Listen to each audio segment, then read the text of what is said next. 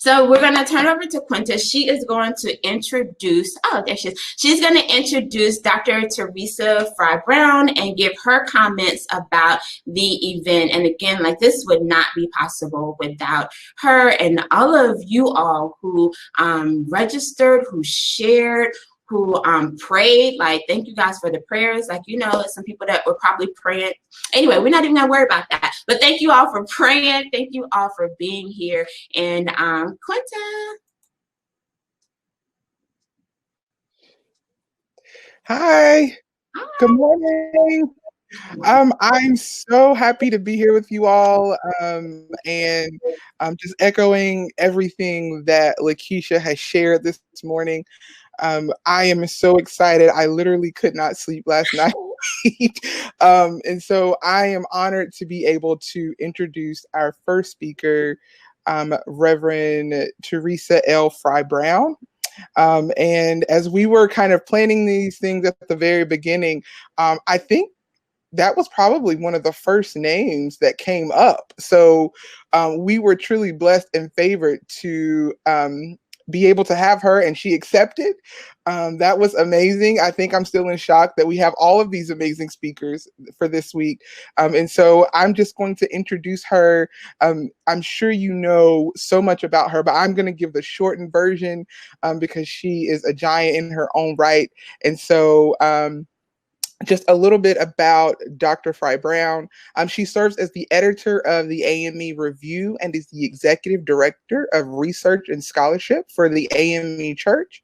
She holds the Bandy Professor of Preaching at Kindler School of Theology at Emory University in Atlanta, Georgia, and is the first tenured Black female Kindler School of Theology and the third Black female full professor at Emory University in Atlanta, Georgia. Dr. Fry Brown has extensive teaching and preaching experience in national, international, academic, and ecumenical settings. She is a member of the American Academy of Religion, Society for the Study of Black Religion, and the Academy of Homiletics. She is a native of Independence, Missouri, and is the second oldest of 7 children of the late William M. Fry Brown Sr. and the late Naomi Parks Fry. She is the mother of Veronica Perry and is a member of the Delta Sigma Theta Sorority Incorporated. Dr. Fry Brown's life is governed by the words of the prophet Isaiah, "Those whose hope is in the Lord gain new strength," and the words of Mahatma Gandhi, "We must be the change we want to see in the world." And without further ado, I present to you Reverend Teresa L. Fry Brown. All right. Well, thank you so much for the invitation. I'm really excited to be present today and to share. So I thank God for an opportunity to try to share a little bit. So in thinking about the keynote and this visionary conference, I thought about how the conference is configured for such a time as this, in the midst, of course, of the acute medical COVID pandemic, but multiple chronic, personal, psychological, social, political, financial, physical, and spiritual pandemics. So the topic that I wanted to share for this particular time is Rethinking Church, Tense Situations, and Sanctified Imaginations. So I enter this keynote as a 69-year-old Black Christian woman, a beneficiary of parents and aunts and uncles and grandparents who believe God would make a way for them to be treated as equals and not just domestics or things. All the while being called boys and gals, except on Sundays or Wednesday nights when they would enter Memorial Baptist Church in Sedalia, Missouri on Pettis Street. There, in that sacred space, as so many were in storefronts or house churches or retrofitted warehouses, the sanctuaries that were vacated by white flight, tithe and offering buildings, there were janitors and chauffeurs and mechanics and road workers and farmers and maids and cooks and teachers and lawyers and doctors that were called sir and ma'am and brother and sister and Mr. and Mrs. and Miss and Master. They sang glory, hallelujah, since I laid my burdens down. It's a highway to heaven, steal away to Jesus, and nobody knows the trouble I see. They were slain in the spirit. They had on starched white missionary outfits, sweat-drenched choir robes, tambourines, upright pianos, mourners' benches, ice cold baptismal pools and the smell of that church supper wafting up through the floorboards. They knew Sunday worship, however, paved the way for facing a world that was not their home. They kept working and sacrificing for equity and desegregation and human dignity Monday through Saturday. So I grew up in the Black National Baptist Church and then the Progressive Baptist Church, and where no matter what you were doing on Saturday night, you were expected to be present on Sunday morning. That you were part of the Missionary Society and BTU and a Sunday school teacher and Vacation Bible School every blessed summer, where I was a choir member and a director. And then I moved to the African Methodist Episcopal Church to answer the call to preach, being ordained in 1988. So I love the church when it represents inclusive faith, but I question its veracity when it does not. My extended family, my fictive kin, my smaller family taught me to think. To think is to have a conscious mind, to have some kind of reasoning, to remember an experience, and to make rational decisions. It's to mentally interrogate the origins and the presence and the purpose and the projections and the motives and words and actions of others, particularly when they impact and influence the lives and well-beings of my loved ones. We come from a history of people who were thinking people.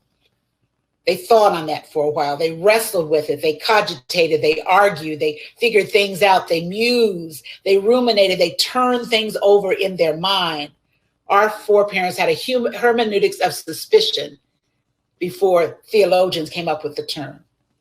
The difficulty has become that in time, even thinking people check their brains, their intelligence, their inquisitive nature, their examination of what's going on at the door of the sanctuary and presently in virtual space. Surely somebody that says they believe in God and Jesus and the Holy Spirit would never do anything unkind or short-sighted or abusive or injurious or prejudicial or oppressive to anyone else that was God's son or daughter. Surely no one would purposely infect the church with things that are not of God, to develop toxic exclusionary critiques or refuse to study to show themselves approved or chase coins rather than to choose Christ. Surely in 2020, with all our degrees and our technologies and our accessibility and untold information, we could think to have fruitful conversations instead of frivolous complaints about the church. And so I thought about rethinking. Rethinking presupposes we thought before, because the re part means again. It means that you're looking at a meaning, looking backward in a sankofa moment. It means that you're going to return to something, you're going to do something anew, and you're going to change your mind about something.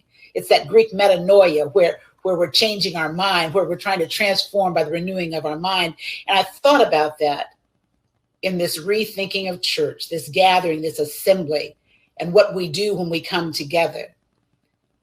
In English, if we can go to my first slide, in English, there are basic tense of past, present, and future.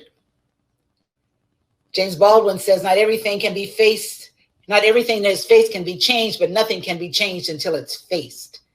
And that becomes critically important. If we're going to be viable on the other side of whatever this is that we call COVID. I don't believe in saying on the other side returning to normal, because normal means a set standard, and that's where we got to where we are.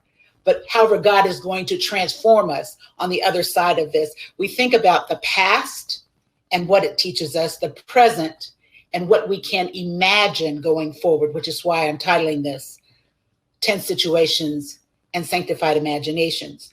The past in this particular lecture, I'm going to talk about the past with a brief look at historical Black religiosity in particular, present situations, what the church is doing before and during this COVID period, and then using our sanctified imaginations through my womanist lens to make some faith reasonings about how we might be going forward, how we might choose to do things differently, how we might think of the wisdom of the past with the energy of the present as we go forward. Walter Fluker, the African-American religionist in The Future of the Black Church in Post-Racial America, The Ground Has Shifted, said, a critical tool to analyze the Black church and its practices is remembering, retelling, reliving stories that parallel where we are today. Memory is our past, mission is our present, and vision is our future. Anthropologist Zora Neale Hurston, as we can see on the next slide, said it this way: the present was an egg laid by the past that had the future inside its shell. The present was an egg laid by the past that had its future inside its shell. I don't think we can section off where we've been as to where we're going. So let's look at some of those things. We understand that in Black religiosity, we've been about doing and not just talking. When we look at the late 1787 to the early 1800s, we see that there's a mission from the Free Africa Society where we were intentionally, on that next slide, as we were intentionally looking at, there we go, how we aided newly freed enslaved persons, how we had to have a worship space under our own vine and fig tree was the language that was used before, how people worked for political activism and abolitionism, whether they could read or write or not, that people needed burial insurance because, of course, there were segregated cemeteries at that time, that people needed a place to live and jobs and food banks and clothing banks and hospitals, and how to be self-sufficient and how to care for widows and orphans. And I see by who's working this week that these kinds of things are still prevalent and needed even in the 21st century. And so it's also important to know, if we're going to rethink church, remember I said it presupposes we've been there before, that we're not the first group of people that thought that we need to consider or imagine how things could be differently. So I have a listing of Black preachers throughout the course of history in the early 17th, 18th, and 19th century. And on this particular slide, what it tells us is that, and you're probably familiar with some of these names that are on this slide. And it starts with George Lyle and Andrew Bynum, who of course were important in starting Baptist churches in the South, in Savannah, and where have you. It talks about Sweet Daddy Grace and who had his own way of talking about his religiosity, Marcus Garvey and people of that nature. I've included purposefully on this slide men and women, because we need to know that although we are sometimes pushing women to the back, even contemporarily, that they are very much, on that next slide, very much aware of how much women were important to the development of where we are now. Pauline Murray, who was a lawyer, but the first Episcopal priest, Black woman Episcopal priest. We have Albert Clegg, who was the shrine of the Black Madonna. Kelly Miller Smith, who wedded social justice with that theology. So it was not just this sociological dichotomy of sacred and secular, but moving things together, knowing that we serve a God who is active in all parts of our life. Amanda Berry Smith, who, as many people have to do, when in the church where they are, they can't work, decided to go do something somewhere else, so she wound up in India. Black Harry Hoover or Bishop Henry McNeil Turner. We talk a lot about that 20th century Black theology, but Bishop Henry McNeil Turner talked about God as a Negro a long time ago. So there's some identity politics and there's some representation across the board. And some of you may be familiar with some of these. Bishop Ida Robinson was the first woman to start her own denomination, because sometimes when the church won't let you do what you want to do, you have to go build your own table someplace else, and started her own work. And we have William Seymour, of course, with the Azusa Street revival that went on and developed into what we now look at as the Church of God in Christ. Or Vernon Johns, who preceded King and talked about from the pulpit how we needed to change things, how we needed to do things. So there's always this wedding of what we do in faith, but also in action, which becomes critically important. In this early development of Black religiosity, we also have to be very sure that we understand that as we're rethinking things, that there's always this dialectic. So my next slide talks about the dialectic that's set up in Black religiosity. We're not just one thing. And when I was teaching Black church studies, I talked about Black churches and not Black church, because we're varied across the board. So as we move on to the next slide, then we can understand that here Du Bois talked about the souls of Black folks in 1903 when he was talking about the preacher and the music and the frenzy. But also we always have these kind of competing forces where we are in some cases priestly and some cases prophetic, we're otherworldly, we're universal, we're paternalistic, we're communal, we're privatistic, we're charismatic or very bureaucratic, we're resistant or accommodationist, as Lincoln Mamiya would say. And presently, we seem to run this gamut between conservative and progressive, between antiquated people that are dying in traditionalism and not valuing tradition that lets us be revolutionary, that we are exclusive, erecting barriers to keep people out. And then on the other hand, we're inclusive and it becomes a whosoever church. That we are active and some of us are reactive. We wait for the media to tell us it's time to do something. Like some people don't pray unless the pastor tells them to pray, right? We're political and we're apathetic. Some of us are very insular in what we do in church, and some of us are outwardly focused. Some of us are very pietistic and we'll talk about me, my, and others are talking about our all the time. Sometimes we have churches that strive in a conspiracy of silence. Because of course we don't want to air, as we said in the past, we don't want to air our dirty laundry. But what that does is it allows for things to fester in churches, and we keep too many secrets, and people are dying in pulpits and in pews all across the terrain. Some churches major in mediocrity, and some are ready to transform the terrain. So we press on. And we understand that if we're going to rethink this church, we have to understand that, yes, we have a history of social activism. And yes, there were all kinds of societies to help us do these kinds of things. And we set up things extra church, outside of the church as well. Barbara Savage in Your Spirits Walk Beside Us, The Politics of Black Religion, talks about how even the people writing about church erased women as we went along. And sometimes you will find that women are still being erased. That although women make up 60 to sometimes 95% of the church, it's as if they don't exist other than to sit and say amen. And so Savage starts talking about we have to be very aware that when women traditionally in church could not find where they were supposed to be inside the church, they went outside the church and started all kinds of things like the benevolent societies in the 1800s, the Colored Women's Religious and Moral Society in Salem, Massachusetts, the Daughters of Africa in Philadelphia, Nanny Helen Burroughs inside the church, starting the women's department in 1904. But in 2003, a very important extra church piece came up. I think it was called Black Lives Matter, with 3 young women that Tomi and Garza and Kulars started. And now people are rallying behind something they didn't even understand at the inception. But sometimes you have to step outside the building to do the work that should be going on inside the building. It's a tense situation in the past tense.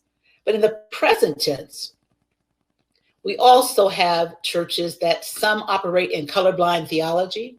I never quite understand that.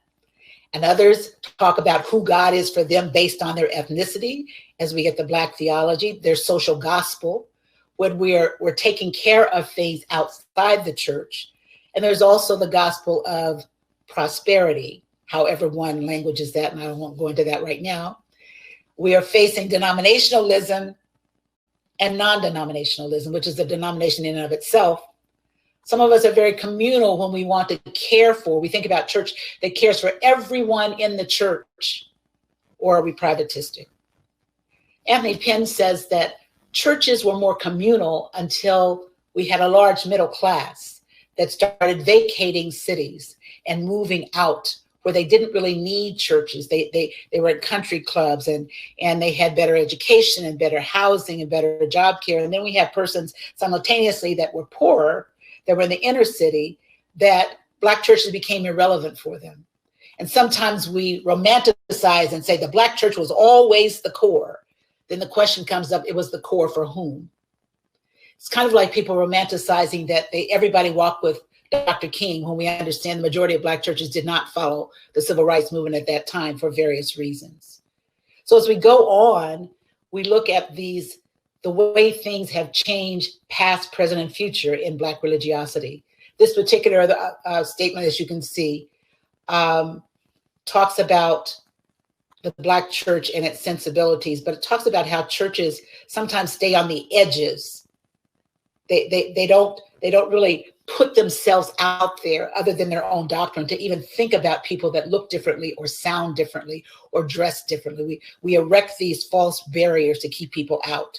And so as we move on, we understand that across time, there have been some tenets and changes. There have been some changes in the way that, as we see on the next one, changes in the way that we worship, changes in the way that we're present in our liturgy, changes in the way that we're preaching.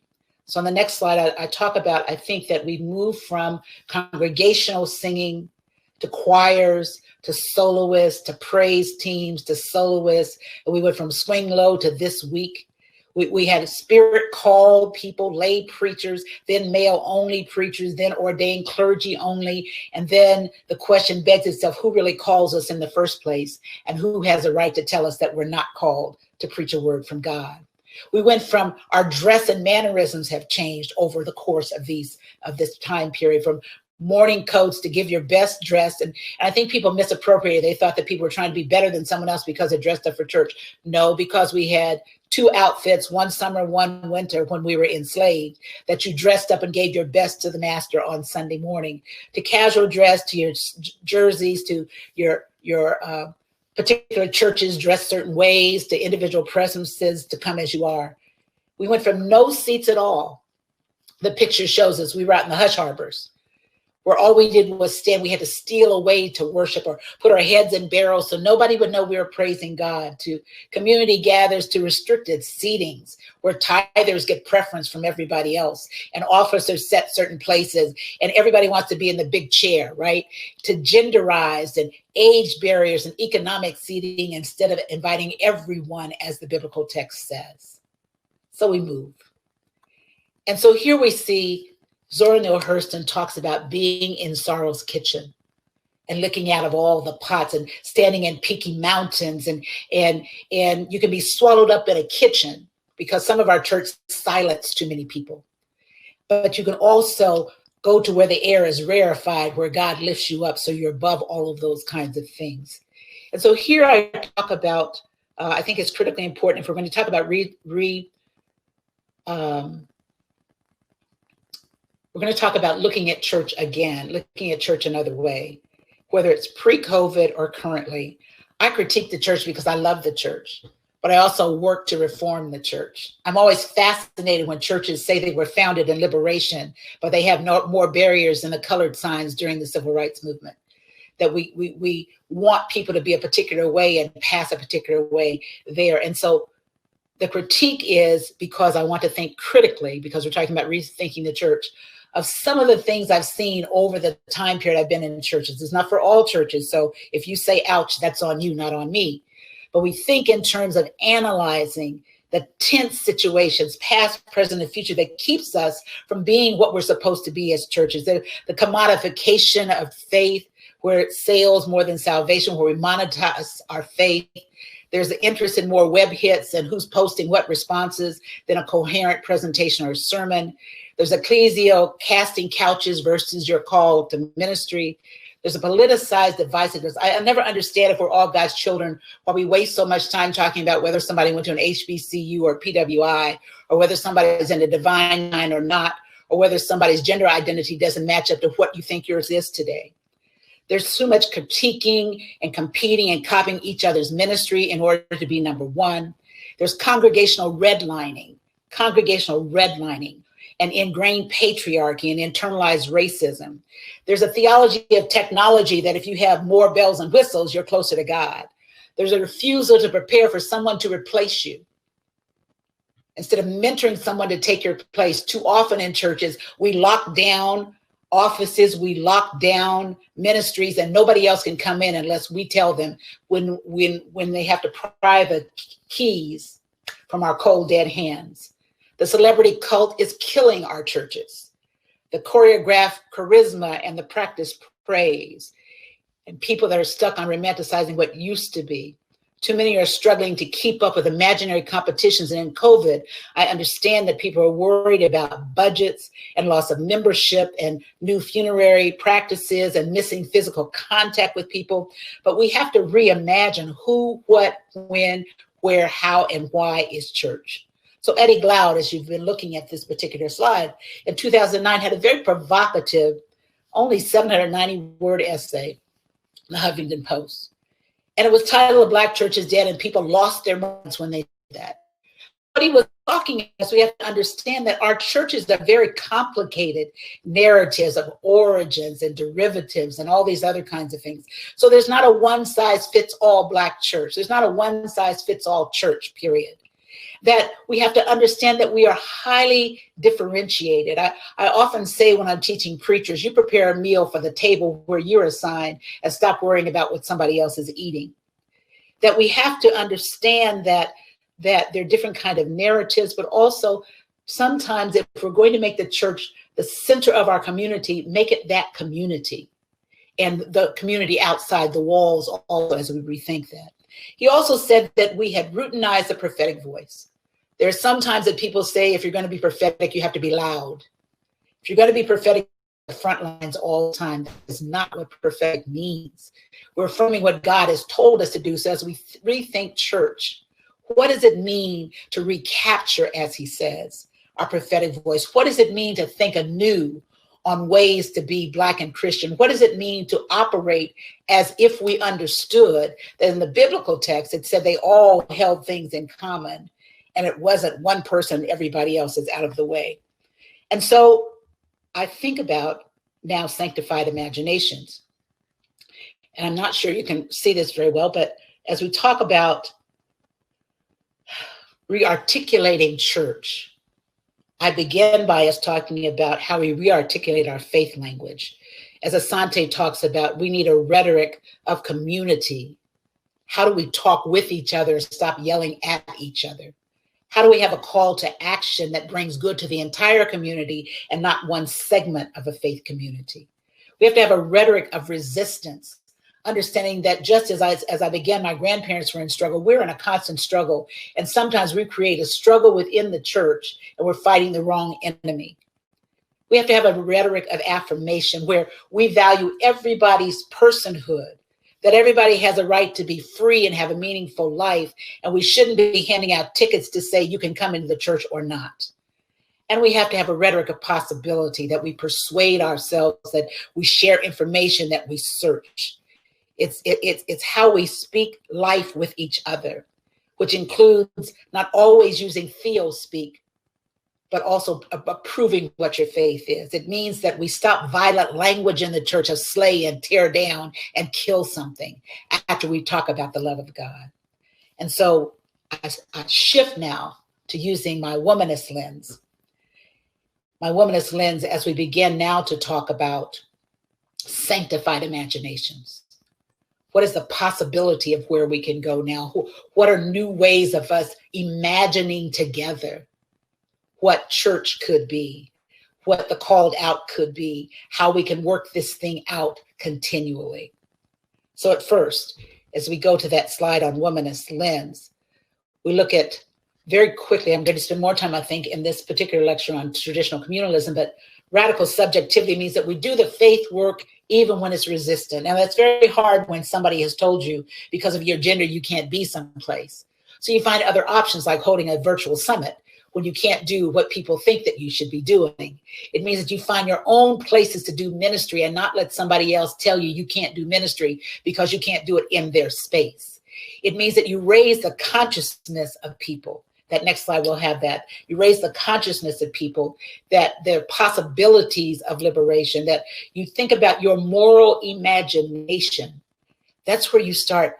What is your understanding of the world? How do you make sense of the world? How do you tell the difference between right and wrong in the world?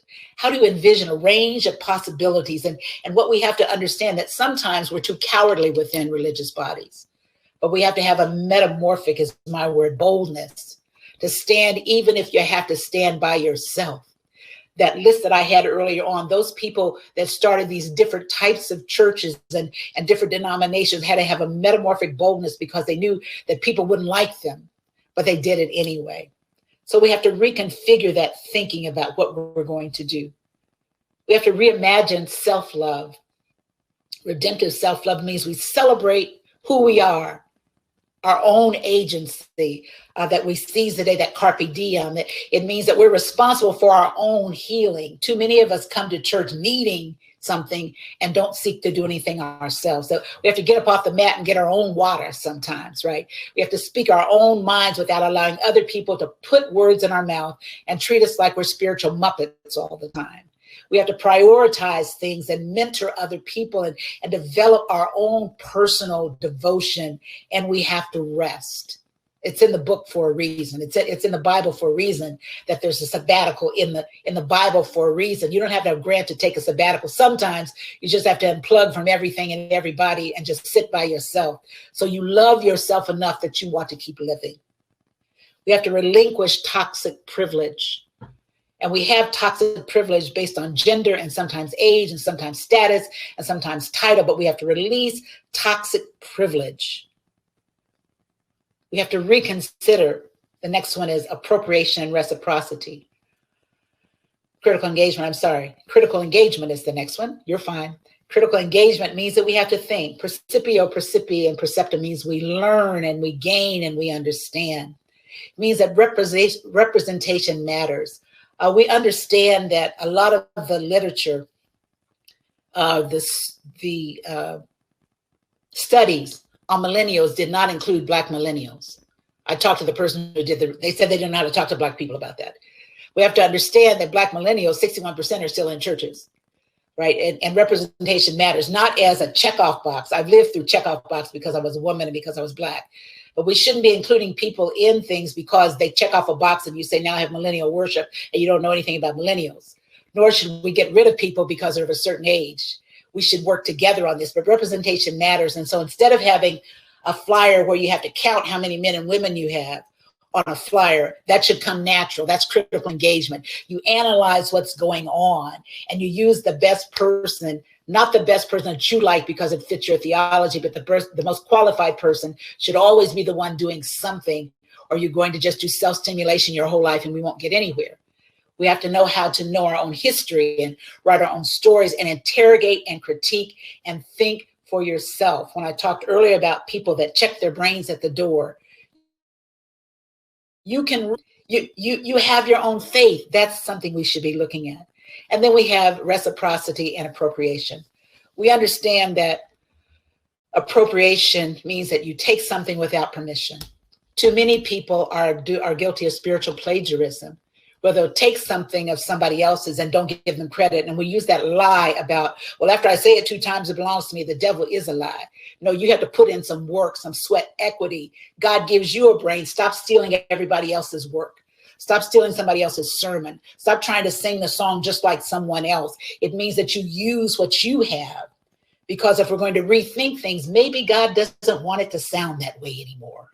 Maybe God doesn't want us to think about it that way anymore. And then reciprocity is a mutuality of exchange. It's a way of us thinking through how we can share without looking to be paid for it all the time. It means that the wisdom of the elders and the energy of the youth have to be in operating. So let me go to this last point in this wisdom.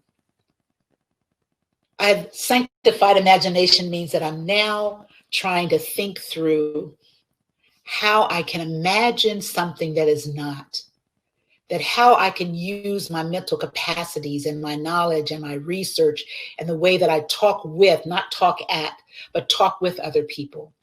How can this thing that we call church be different? We understand that we have to recalibrate traditional communalism, that it's time out for it. It means that we believe that God wants everyone to be free, not who the media says need to be free, not who the leadership says to be free, but if God wants everyone to be free. We talk a lot about race and gender and economics, but there's so many other areas that if we think things through need to happen in church. A la carte justice is not part of our future, I pray. What's easy and recyclable and what keeps the same people in front of the camera talking about things they know nothing of has to end. We have to spread the knowledge and the wealth. That justice is more than race and gender and economics. There's an intersectionality, that there's so many things that work together that we need to consider. And so this listing I use in my transformative preaching class. And so I'm going to go through some of them just very quickly because I know my time is almost out. So we have verbal and linguistic othering. How do we use language in our churches that keep people in bondage? What kind of images do we have in our churches? How do we talk about people? How do we text about people in our churches? How do we come on and we're keyboard cowards and critique somebody's sermon and you didn't put in one drop of sweat to make that sermon happen? What about the bullying that we do in churches? Elder and child care abuse, sexual harassment and rape culture.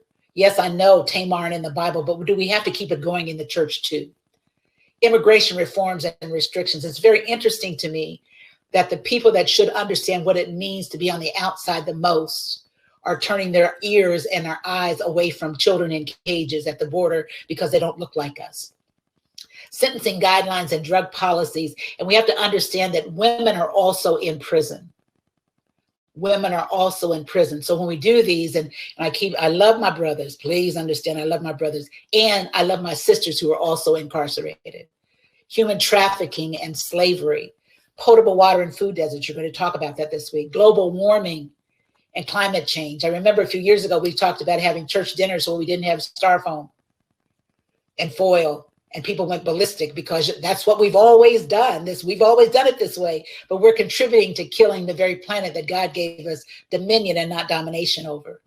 Media, racial, gender, sexual, and cultural stereotypes that are perpetuated. I'm always very interested in how much money we pay for stage plays and movies and Lifetime, and we think that's how church should be. And we're perpetuating gender stereotypes all the time. The next one has just a few more that I talk about sometimes. We need to talk about gentrification, redlining. Who had to lose their house for us to build our new church? Affluenza and conspicuous consumption, sex trafficking, prostitution, even in church circles, prostitution and sex trafficking. I learned a long time ago when I was sitting in a pulpit about the master's meat and how people pick out who they want sitting in a pulpit. Men and women, by the way. Educational disparity and failing schools, body consciousness and beauty standards. Who's allowed in based on how they are dressed, how they look, how much money they have. Homelessness and deficient housing. Medical testing and access to medication. We do wonderful health care, but there's more things than heart and cancer and breast cancer. What are some other things that we need to be talking about in church? Mental health treatment. The best thing I ever did was get a therapist. I love God with all my heart, but I need to talk some stuff out with somebody that's going to listen to help me get someplace. So I'm not spewing venom all over my congregations and all over my friends. Euthanasia and end of life.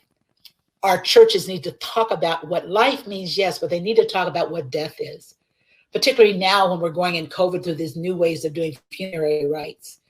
Voting rights and enfranchisement, not just when there's a presidential election, but all the time, and technology apartheid. So we go. Just thinking about those kinds of things. And so we have to think about loving the people enough to want them to live. Love the people enough to know that they're not how much they're going to tithe, and not how many presents they're going to get us, but love them enough to want them to live, that we are aware of what's going on with them. We analyze what's going on with our own research. We allow a space for us to grieve. That's what's going on with COVID right now. We're grieving the unknown. And then we have to have appropriate methods of healing. I love prayer. I love fasting. I love laying on hands. And there's some other healing that needs to take place too. And then an action, a ritual, or something we do together. The next one talks about the hermeneutics of suspicion that my grandparents past tense, that we need in present tense in the future. It means we need to read and fact check. We need to admit our own complicity in what's going on around us. We have to think about and believe that other people can change. That's why we have church. It's all about conversion. But sometimes we don't believe people can change, and we'll say, you don't say amen. Well, maybe you didn't say anything worth having an amen. We have to claim our own voice, and we have to name it, and we have to understand we have different values, which doesn't mean what you think is not important. It just means that for me, I have a different worldview and I value different things. And so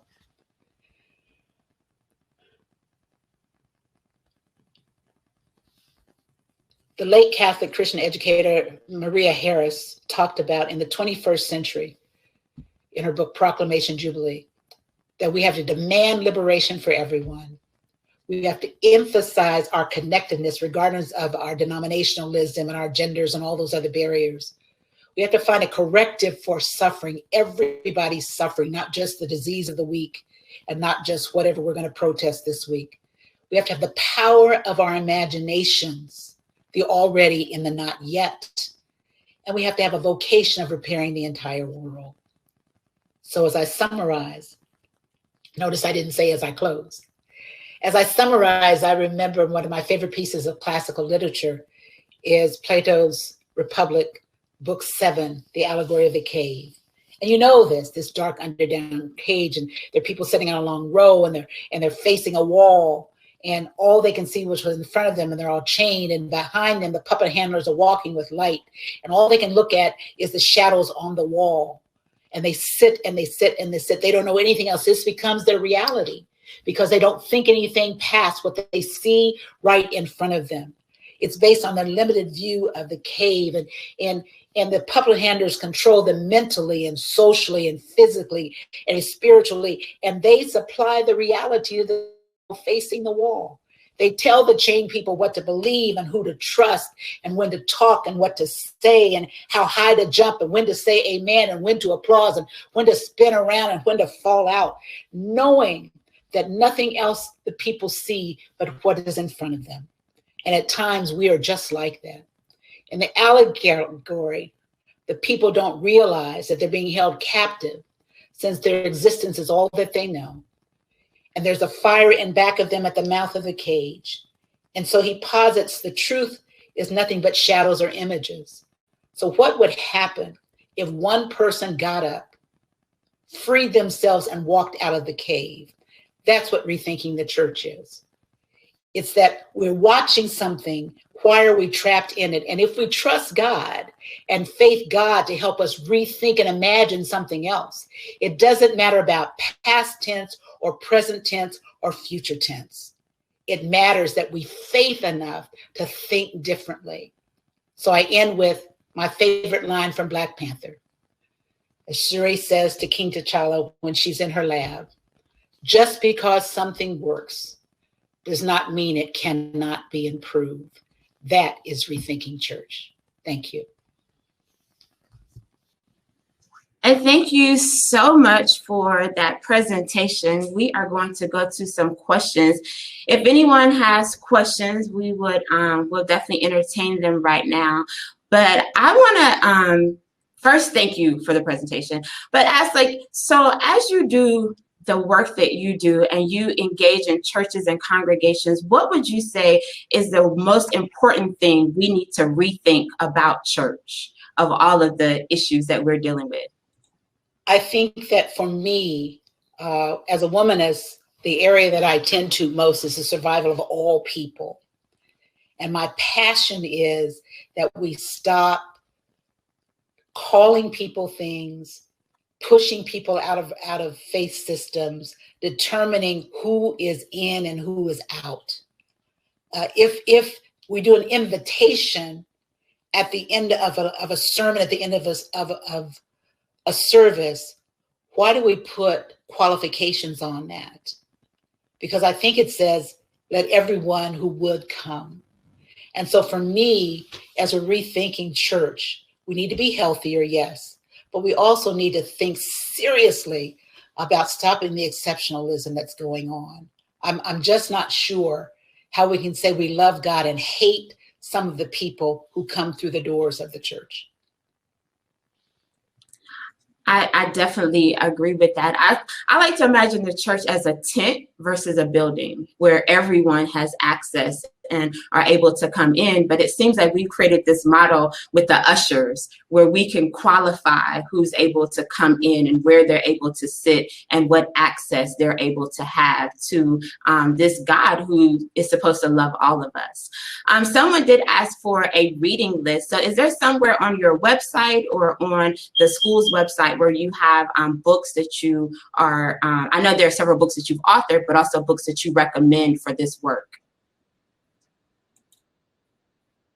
I will this afternoon before my next webinar pull together a reading list and make sure that you get that.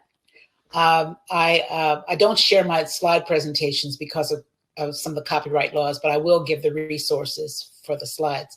I will do that also. When you were talking about the tent, one thing that becomes interesting is during the revivalism period in this country, when people were outside, when they were in fields, everybody under the unction of the Spirit could preach, could pray, whatever. When we got in buildings and started putting in seats and designating seats, barriers started being erected. When we were all on the same plane preaching, that was one thing. But then when we got big chairs, borrowing from European ex cathedra, then things started happening in pulpits. Understanding that there's one call, but there may be different responsibilities, right? And so I think that the narrowness that we have come over the past, present, and future, and hopefully in the future will not, we keep narrowing who's God's chosen, who's saved, and we're sometimes replicating what happened that caused my denomination to be started. That we're saying this person's not worthy, they're not dressed right, they don't sound right, they love the wrong people. Those kinds of things becomes critically important to what we are now. So yes, I would agree with that.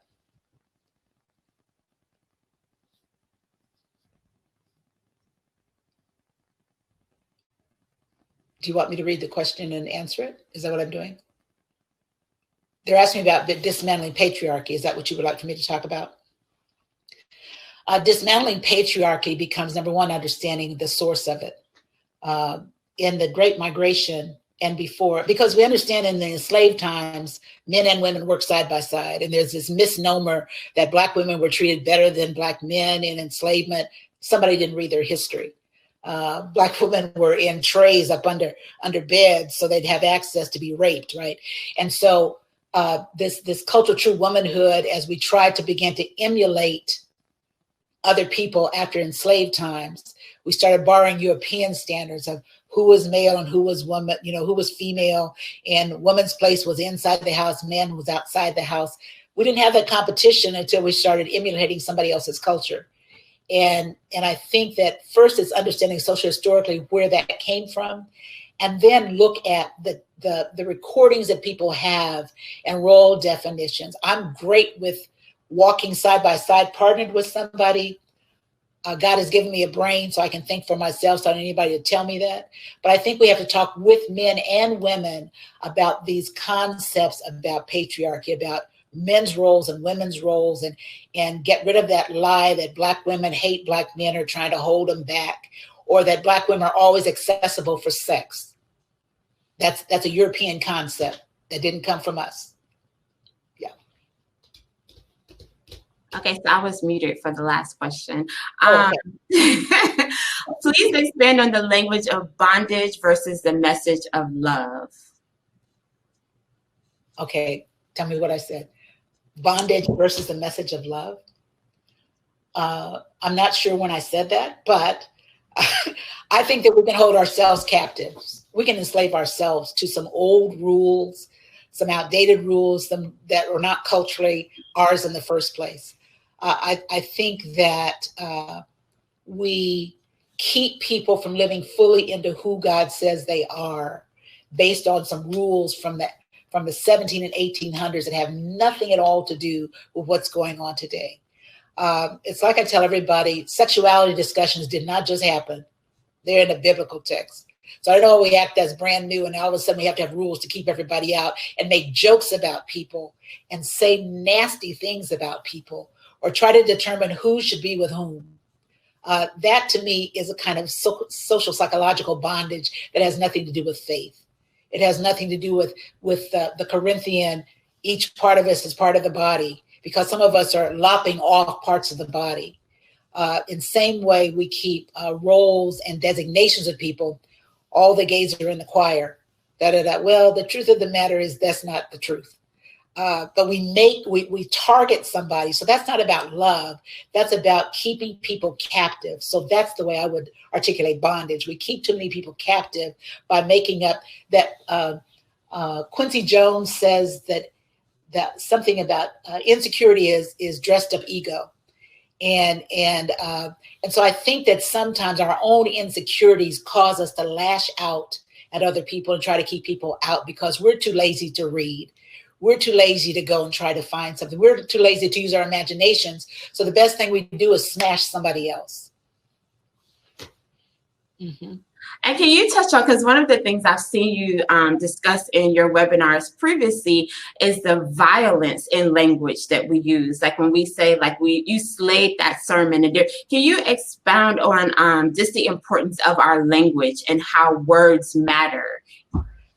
Yes, as a former speech language pathologist and a linguist, I'm very clear that I get this cognitive dissonance when I see somebody talk about love and then the message, just kill it. And all the time we're talking about God's love and healing and affirmation, and we follow it up with a smack. So that to me is abusive. Our tongues, it says, I think in James, is a dangerous weapon. And so you have now obliterated an entire sermon by having people shake your hand and pat you on the back and said you tore the house down. No. How about you did what God told you to do? And we do this like this self-stimulation that we have to be pumped up after we did what God gave us. So if it was God's word, why do we have to be pumped up about it? Right? And we've gone through and looked at our songs and changed some of the words so that it's not as violent. And so why is it that when we go to the articulation of the word of God, that we seek to have this evaluation that we destroyed something? That to me makes no logical sense whatsoever. And it's also hypermasculinized. It's hypermasculinized. It's kind of like when women think that if they preach as men, with all of the idiosyncrasies of men, they'll be more accepted. Well, that might be, but that means you're not answering your call. You're playing dress up in order to get a check, in order to get an invitation. You're not living in the fullness of your femininity. And in like manner, men that don't have really deep voices sometimes affect another persona, which means they're not preaching as the way, because they're afraid someone's going to say that they're gay, right?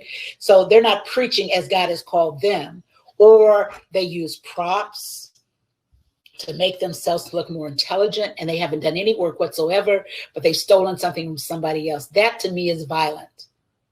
That means that I'm spitting in the eye of the call God has placed on my life when I have to play dress up in order to be in a pulpit or to be admitted to the new girls club or the old boys club. And that means that I'm doing violence to my call. And I'm modeling for a congregation how to be violent, how to be someone I'm not. That to me is not thinking. That's not being a thinking person. That means you're following, they keep talking about the herd mentality for catching COVID, right? We have too much herd mentality in churches, which is violent, which is why you see groups of people that do nothing but pat each other on the back that aren't really growing. But when they see somebody else do something, they'll negatively critique it because they didn't think of it, because they don't spend their time in study and reading, or they seek for somebody else to tell them they're good all the time instead of asking God, what shall I do to be saved? So rich, so rich. I've learned so much from you just watching your webinars and even in this presentation. We have a question about the exclusive environment that technology is creating now, where there are people who don't have the same level of access. What are your thoughts on how the church can work to, I guess, equalize that or to have an impact in that space? I think when I usually say in my preaching classes that technology just means an enhancement of what we did before. At one point in time, the pencil was technology. What can I say? Then a ballpoint pen, right? And so it's enhancing. But I go back to not everyone should be preaching virtually. And not everyone has the content to be preaching virtually. COVID has showed us that some people just didn't have content before because they didn't do the work. And so now people are killing themselves trying to do a whole lot of work. And so it depends, I think, on if you know your context. There are some people who will do better by not watching a video. There's some people that do better on the phone. There's some people that you need to call and say things one-on-one. Because of technological apartheid, we have to accept that not every church, just like every church is not 5,000 members with a big budget. There are some churches that are 5 people and they're doing the best they can. And so sometimes you have to do asynchronous things, record something and send it out to your people. Other times you can do things live. And technology is wonderful, but technology should not take the place of work. It should not take the place of you're better than someone else because your people can afford it. And if we look at the majority of churches in the United States are less than 75 people. And we look at the age of people in churches. I work technology all the time because I teach. But we also are very confused because we think only young people use technology. That's not true. So we have to do a church by church investigation of access. Some people do not have internet. That doesn't mean that you're preaching or what you're doing is we just have to be more creative. Now we're using imagination. I don't have a sound tech. I don't have this. I don't have that. But what can I do to reach the people? That's still doing church, whether or not I have a big screen or a green screen or something or a microphone. What am I doing? What did I do before to reach my people? And the truth of the matter is, most people are church hopping. They did that before COVID, but the truth of the matter is the best way to reach people, whether you have access to wonderful technological kinds of platforms, is love the people, as I said before, enough to want them to live. And they will accept that you do not have big ratings as long as you love them. That's what we have to think about when I go the past, present, and future kind of thing, is how do we reach the people? I know that I love preaching. I have missed standing up and preaching. I'm going to do that in about 3 weeks.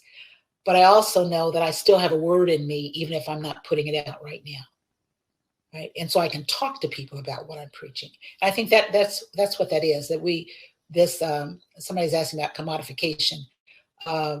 Sometimes we think the bigger the budget, the better we are technologically. You can have a big budget and have pitiful technology support. Right. So it's not a one size fits all. That's what I think Lloyd was talking about. There's a variety of churches and a variety of needs and a variety of responses. And the truth of the matter is there are churches that don't want you to do technology. Right. They would like one-on-one. They'd rather you stand out on the sidewalk and preach to them from the sidewalk than to do something over the internet. Right. People are also working 8 times as hard during COVID, trying to get up on technology as they did before. And people that thought that technology was of the devil are running behind the curve, trying to get up to speed on what to do with technology. So then the question becomes, is after we turn this corner, whenever God gets ready for us, are people going to remain in that, or at least keep that as part of their ministry? Or they're going to just put it away like we do sometimes and run on to the next thing? Yeah. And then our next question, so we have 2 questions and then we'll wrap up. Why do you think Black women have a hard time following other Black women? I think that is true in some cases. I think that it's just like when we were talking about patriarchy, that there is a stereotypic depiction of Black women as hating other Black women and always in competition, because that stimulates guys to see women fight. I'm just saying. And so yes, Black men are competitive too. We don't pay attention to it. They are cutthroat. And I've worked with men most of my life. They are cutthroat, competitive, and gossip. But we go with the stereotype that women gossip and hate other women. But I've seen men knife each other and then go to coffee or go drink or go play basketball, right? And they're because their manhood is at stake when another man's coming in. Women, begin to believe that all women hate other women because you had one experience with a woman that didn't do what you thought she should do. Some women are not affable to other women because they are still licking their wounds and massaging their scars of trying to get someplace in a church or a structure. Some women are not affable because they tried to help some woman and she spit in their face and said, well, I'll go listen to a guy before I listen to you.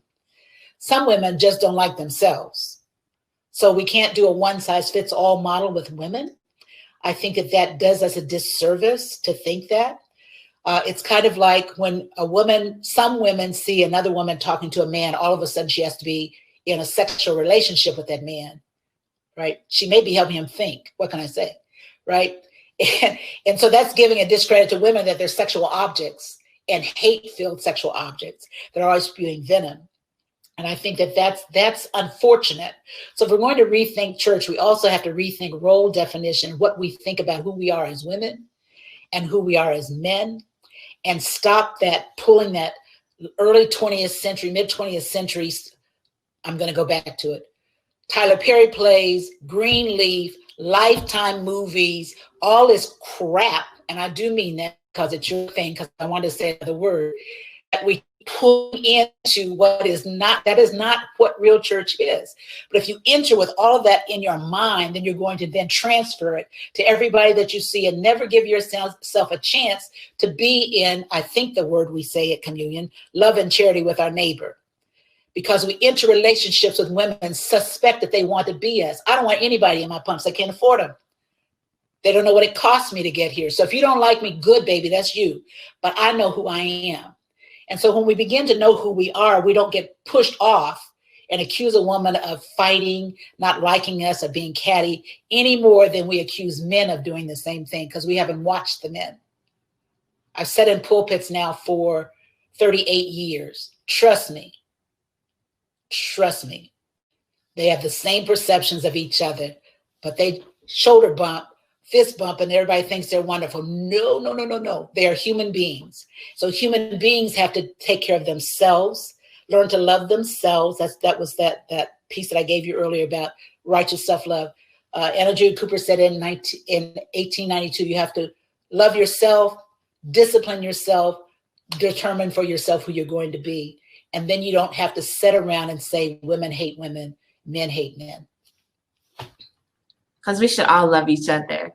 So our final question is, and it's a little longer, the question is on development as an equity imperative. What can the church, which is the heart of the Black community, do to create social and economic mobility? We need planners, politicians, realtors, an army of good people to help rebuild our communities. How can we start redesigning our community and growing our congregations in areas where there has been decline to not only function, but thrive spiritually, morally, and economically? Whew. I know that's why I saved that one for last. So when I was using, I alluded to Anthony Penn's The Black Church Post-Civil Rights. And because during segregation, we had localized everything, where we shopped, where we worshiped, where we lived. As we moved into integration, we started being another kind of diaspora. And so that's when you also saw what were big churches that did everything in the community, moving different places, and then they had different value systems. And so I think that where we could say in the 50s and 60s, the Black church was center, because that was also usually where the persons had the most education, that changed when we began to scatter. And so trying to imbue someone with a thought process of taking care of people that are in the church, but also the people that you pass going into your church and the community around your church is perennial. And so I think it is, I'm not sure that I validate any longer that the Black church is central to Black communities.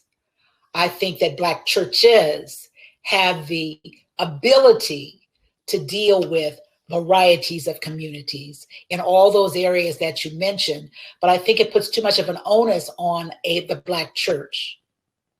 Black churches in a particular area, that they're going to solve all the problems, because number one, the people that are in your churches did not come from 3 to 5 miles from the church. Some of them are driving 2 hours in, and when they leave, they leave.